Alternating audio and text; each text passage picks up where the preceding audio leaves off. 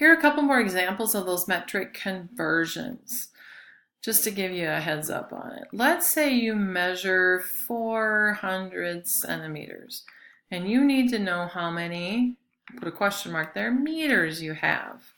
Well, a reminder that the centi prefix is a factor of 100.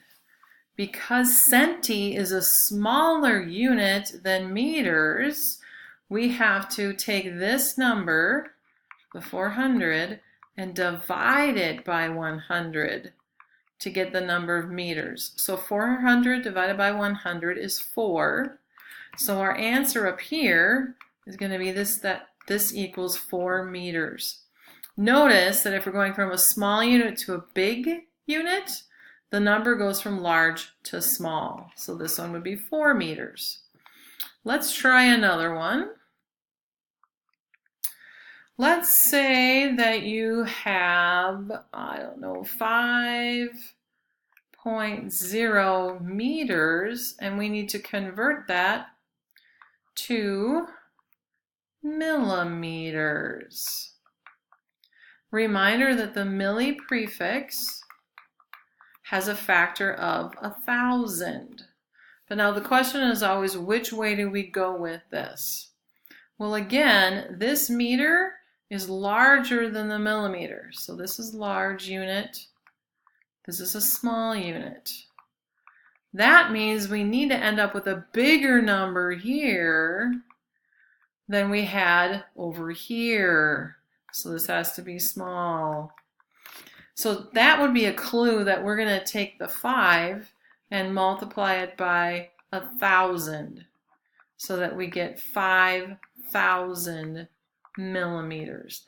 That is one way to think about this. Okay, questions about that?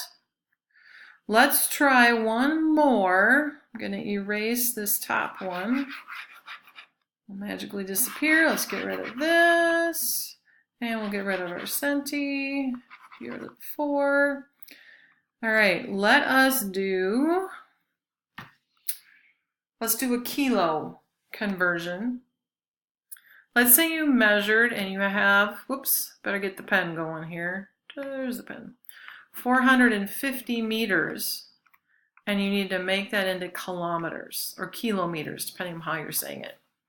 So a reminder that a kilo is also this factor of 1,000, but it's 1,000 times bigger. So what do we do with that? Well, again, if we follow the units, meters is smaller than kilometers. So this is small, this is large.